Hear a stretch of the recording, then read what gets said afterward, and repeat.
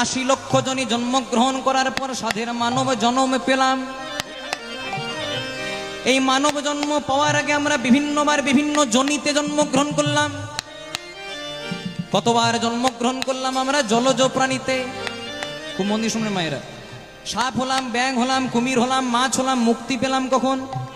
আমাদের সকলের বাড়িতে আছে, আমরা সন্ধেবেলায় বাজাই কি নাম? শঙ্খ বা শাঁখ। যেদিন আমরা শঙ্খ রূপে জন্মগ্রহণ করলাম, আর শঙ্খটাই আমার গোবিন্দ সেবাই বেজে গেল, লেগে গেল। সেদিন আমরা জলজ প্রাণী হতে মুক্তি পেয়ে গেলাম। মুক্তি পেয়ে গেলাম। তারপর কতবার জন্মগ্রহণ করলাম আমরা উদ্ভিদ রূপে, মানে গাছপালা রূপে। আম গাছ হলাম, জাম গাছ হলাম, কাঁঠাল গাছ হলাম, পেয়ারা গাছ হলাম। মুক্তি পেলাম কখন?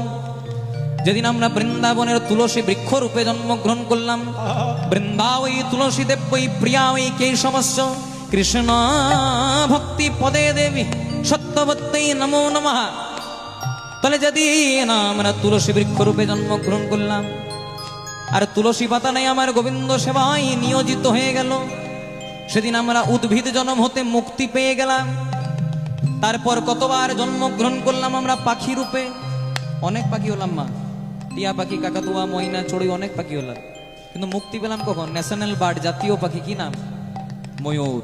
যদি ক্যালেন্ডারে শ্রীকৃষ্ণের ছবি দেখেন বা মন্দিরের ভেতরে যদি শ্রীকৃষ্ণের বিগ্রহ দেখেন, দেখবেন ভগবানের মাথাতে ময়ূরের পাখা। তাহলে যেদিন আমরা ময়ূর রূপে জন্মগ্রহণ করলাম, আর ময়ূরের পাখাটাই আমার গোবিন্দ সেবাই লেগে গেল, লেগে গেল।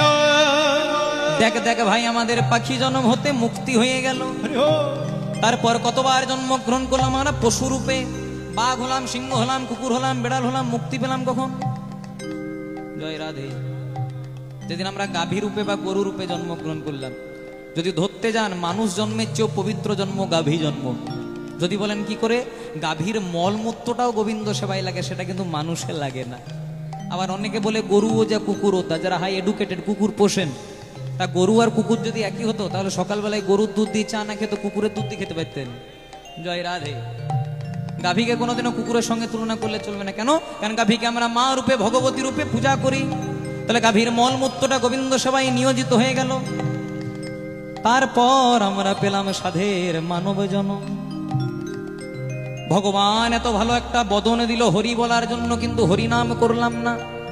যখন আমরা মায়ের গর্ভে থাকি কেমন করে থাকি? হেড মুন্ডে, মাথাটাকে নিজ দিক করে, পাগুলো উপর দিক করে। কতদিন থাকি মায়েরা?